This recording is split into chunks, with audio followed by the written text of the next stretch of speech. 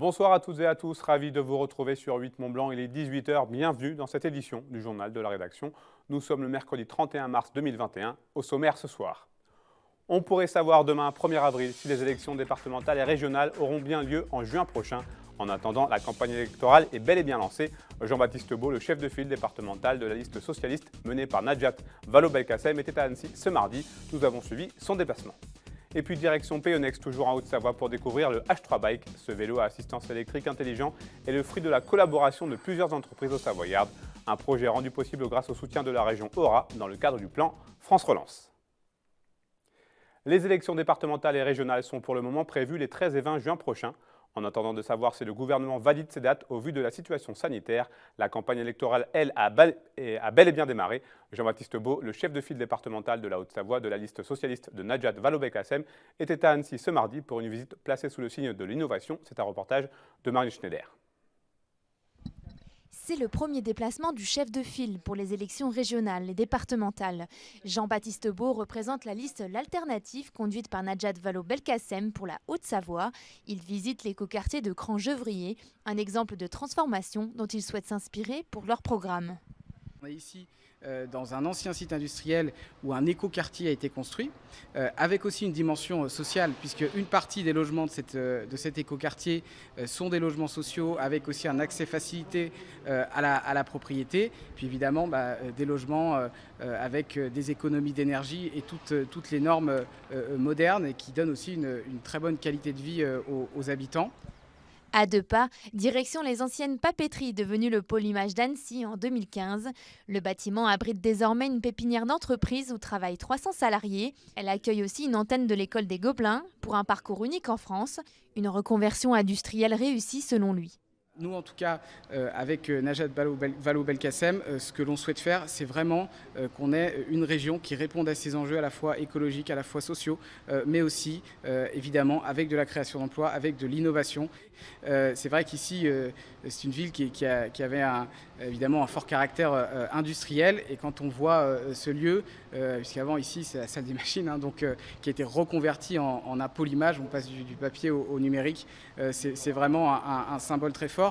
Et ça répond aussi à un enjeu important, c'est celui de reconvertir ces industries, de créer des nouveaux emplois, et c'est ce qui a été fait ici. La campagne est désormais lancée. Rendez-vous le 13 juin prochain pour le premier tour si les élections sont maintenues. La ville d'Évian-les-Bains a rendu ce mercredi matin un hommage à Camille Blanc, son ancien maire tué dans un attentat de l'OAS le 31 mars 1961. Il venait alors d'accepter que les pourparlers de paix entre le gouvernement provisoire de la République algérienne et la France aient lieu dans sa ville. Des discussions qui aboutiront en mars 1962 sur les accords d'Évian. Une cérémonie pleine d'émotion en présence des 2 enfants de Camille Blanc à laquelle a assisté Jean-Paul Crespi. Cérémonie du souvenir à la mémoire de Camille Blanc, ancien maire d'Évian, assassiné le 31 mars 1961 par des membres de l'OAS pour avoir accepté d'accueillir les pourparlers devant mettre fin au combat en Algérie.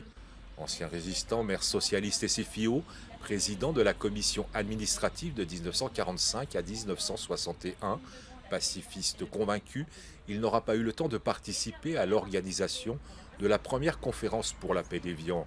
Conférence qui devait débuter le 4 avril et lancer les rencontres entre le gouvernement français et le GPRA. Il a vraiment impulsé cette notion de bienveillance envers les citoyens. Quand on discute avec des gens qui ont vécu cette période, ils se souviennent tous de ce qu'il faisait ce jour où il a été assassiné. Et oui, les gens parlent encore de Camille Blanc avec cette bienveillance, ce qu'il a apporté à la ville et ça se sent. Il reste dans la mémoire des Évianais, totalement. Moi, je m'inscris en faux le fait que les gens qui ont mis les 2 bombes, parce qu'il y a eu 2 bombes, ils sont allés au port, ils voulaient faire sauter le port, le débarcadère, mais moi, je n'y crois pas. Je pense que la version, c'est qu'ils voulaient le tuer, donc... Ils ont mis 2 bombes, une sous la voiture, donc dans la petite impasse, là, pour l'attirer, et puis la deuxième pour le tuer. Moi, je ne crois pas que c'était pour l'intimider. Je reste persuadé que c'était pour le tuer. Fierté de ce qu'il a fait, oui. Ouais. Bon, il l'a payé de sa vie, mais je regrette de ne pas avoir vécu plus longtemps avec lui, en sa compagnie. Camille Blanc souhaitait que sa ville soit un lieu de discussion politique pour la paix. Les accords d'Évian seront signés le 18 mars 1962 par les représentants du gouvernement français et ceux du FLN. Ils étaient censés rétablir la paix en Algérie par un cessez-le-feu dès le lendemain, 19 mars, à midi, et ouvrir la voie à l'autodétermination. Les assassins de Camille Blanc, quant à eux, ont bénéficié en 1968 de la loi d'amnistie. Après les salariés de la petite enfance ce mardi, les retraités manifestaient un peu partout en France ce mercredi à l'appel de l'intersyndicale. À Annecy, ils étaient une centaine à s'être rassemblés devant la préfecture. Au cœur de leurs revendications, on retrouve notamment le pouvoir d'achat de plus en plus limité pour les retraités. Une manifestation bon enfant mais teintée d'un sentiment de profond ras-le-bol. On écoute plus de précisions avec Jean-Paul Lorez, le responsable CGT des retraités de Haute-Savoie. Il répond aux questions d'Emmanuel Jaude. Il y a évidemment l'aspect du pouvoir d'achat et de revalorisation des retraites, puisque depuis des années, les retraités perdent tous les mois de l'argent faute de revalorisation. Donc on revendique 100 € immédiatement, mensuels, qui serait qu'une étape pour revaloriser entièrement les retraites, les remettre au minimum au niveau du SMIC. Aujourd'hui, on a de plus en plus de retraités qui sont dans la misère. Il y en a de plus en plus et on voit les associations type Restos du Cœur, Secours Populaire, etc. qui accueillent de plus en plus de retraités qui ne peuvent plus s'en sortir. On sait que c'est compliqué dans la période. De nombreux retraités, compte tenu de la situation sanitaire, n'osent pas sortir de chez eux. On sait que c'est compliqué, mais je crois qu'il ne faut pas lâcher. Non, je crois qu'il faut rester vigilant et il faut rester mobilisé. Et ce qu'on veut aussi exprimer aujourd'hui, c'est le ras-le-bol des retraités d'être accusés, en gros, d'être responsables des maux de cette société. D'être opposés, on voit sans arrêt des ministres ou autres qui tentent d'opposer les retraités aux jeunes. Si les jeunes sont dans la misère, en gros, c'est la faute aux retraités, quoi. Donc aujourd'hui, on veut exprimer aussi ça, quoi. Faute de pouvoir accueillir les enfants en salle de lecture, les bibliothécaires de la Motte Servolex ont trouvé une solution pour continuer à faire vivre la culture dans l'imaginaire des petits. Elles proposent une version vidéo de leur soirée pyjama. Pour cela, elles s'improvisent musiciennes, metteurs en scène et surtout youtubeuses. Stéphanie Sergent, co-responsable de la bibliothèque des Deux Mondes à la Motte Servolex, nous en dit plus sur cette initiative. Elle répond aux questions de Marie Schneider. La crise sanitaire, effectivement, nous a imposé de se réinventer et de pouvoir proposer des choses différentes pour les enfants et pas que, puisque pour les adultes aussi, lors du premier confinement, depuis la maison, on a fait en sorte donc autant que possible de conserver du lien avec nos lecteurs, de leur offrir donc une ouverture sur la culture, de continuer notre travail. Et du coup, les bibliothécaires du secteur jeunesse ont eu l'idée de raconter donc des histoires depuis chez elles en se filmant. Et de là, on a donc sur le site de la bibliothèque permis aux lecteurs et aux plus jeunes et à leurs parents de pouvoir avoir des histoires donc racontées depuis chez eux. Le secteur jeunesse s'est énormément investi, c'est improvisé, metteur en scène, caméra woman, musicienne, chanteuse. Et dernièrement, vu que la situation n'évoluait pas dans le bon sens, en tous les cas on ne peut toujours pas accueillir donc, les enfants en grand groupe comme cela, eh bien les filles du secteur jeunesse ont réitéré une jolie soirée pyjama sur le thème donc, du Japon, du kamishibai plus particulièrement, qui est une technique de comptage japonaise. Et donc, elle est toujours en ligne.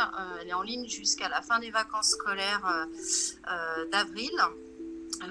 Et donc, toutes les explications sont faites en début de cette soirée sur qu'est-ce qu'un kamishibai, voilà, quelle est la technique de racontage autour de ce petit théâtre en bois, en fait. On a vraiment hâte de pouvoir revoir les bouilles des enfants s'émerveiller devant nos histoires. Et si la situation reste telle qu'elle, je pense que d'ici l'été, les enfants auront une surprise d'une nouvelle soirée pyjama en ligne. On reste dans le domaine des livres et de la lecture avec mes deux invités du soir. Je suis en liaison vidéo avec Nancy Gilbert et Anna Griot. Bonsoir, est-ce que vous m'entendez? On vous entend. Merci beaucoup à vous deux d'avoir accepté notre invitation. Vous êtes donc auteur, Nancy, et vous, Anna, illustratrice, et vous venez de signer toutes les deux ce très bel ouvrage intitulé Archives détectives, que je montre à l'écran. Quelle est la genèse de ce livre? Alors, je me permets de prendre la parole car Nancy a pour le moment son micro enlevé, donc je t'invite à l'allumer pour qu'on puisse en discuter ensemble. Alors, la genèse de ce projet, c'est les archives départementales de Haute-Savoie qui contactent l'éditeur Courtes et Longues, qui est un éditeur parisien, pour lui proposer un projet d'album jeunesse sur le thème des archives. À la suite de cet appel, plusieurs éditeurs ont présenté des duos auteurs-illustrateurs pour répondre à cette demande des archives. Et c'est finalement nous, donc moi, Anna et Nancy, qui avons été choisis par les archives pour faire ce livre-là. Nancy, à qui s'adresse ce livre? Alors moi, je dirais qu'il s'adresse à tous les âges, aux petits lecteurs bien sûr à partir de 6 ans, et puis à tous les grands lecteurs qui ont conservé leur âme d'enfant, voilà, et qui peuvent encore s'émerveiller même devant des albums destinés à la jeunesse. Les archives, c'est un thème, une thématique auquel vous êtes sensible? Alors Nancy comme moi, nous ne connaissions vraiment rien aux archives, on l'avoue sans honte, avant de commencer ce livre. Et par contre, on a très vite été sensibilisés par l'incroyable équipe des archives de Haute-Savoie qui nous ont vraiment appris non seulement à découvrir ce qu'est une archive et comment elle fonctionne, mais aussi l'incroyable richesse des documents qu'on peut y trouver. Justement, comment est-ce que s'est déroulée cette collaboration avec les services des archives départementales de Haute-Savoie? Alors comme ça se passait pendant le premier confinement, d'abord on a eu toute une série de visioconférences. Donc les différents archivistes nous ont présenté leur travail. Voilà, ils ont chacun leur domaine. Donc on a pris beaucoup de notes avec Anna, on a beaucoup débriefé. Il fallait réussir à ingurgiter vraiment beaucoup d'informations. Dans une deuxième partie, on s'est rendu sur place début juillet, je pense, voilà, pour conforter la visite virtuelle. Quel est le message que vous avez voulu faire transmettre à travers cet ouvrage? En tant qu'illustratrice, je pense que le message que j'ai voulu vraiment faire passer, c'est le fait qu'on peut vraiment s'émerveiller et partir dans des mondes incroyables, des mondes fantastiques à partir de documents d'archives, ce qui était aussi la volonté des archives voilà, en nous demandant de faire ce livre, et que d'un document, d'une carte qui a 100, 200 ans, on peut non seulement s'inventer toute une histoire, mais aussi parfois découvrir sa propre histoire, l'histoire de sa famille, et que les archives sont un monde vraiment extrêmement riche dans lequel, qu'on soit enfant ou adulte, on peut vraiment retrouver des informations qui sont très riches. Justement, les illustrations, elles sont, pour ma part, enfin, en tout cas, je trouve très réussies. Est-ce que c'est pour rendre ce livre plus accessible, le rendre accessible à un public plus large? Tout à fait. Le choix des illustrations a vraiment été de faire des illustrations très fantastiques. Alors bien sûr, tourner quand même autour de la jeunesse, puisque c'est ma spécialité, mais qui puissent plaire à tout le monde. Et le côté fantastique a vraiment été retenu, choisi et défendu par les archives de Haute-Savoie, parce qu'elles voulaient non pas faire un livre documentaire, mais bien faire un livre qui permette d'imaginer à partir d'une réalité qui sont les archives. Ce que Nancy a d'ailleurs également fait avec son texte. C'est un livre qui parle de généalogie notamment. On estime qu'environ 5 millions de Français pratiquent la généalogie. À votre avis, il peut venir d'où cet engouement, Nancy? Eh bien, je crois que la famille, c'est au cœur de nous, savoir d'où on vient, savoir où on va. Et c'est pour ça qu'en fait, avec Anna, quand on a été invités, on cherchait cette petite archive mystérieuse.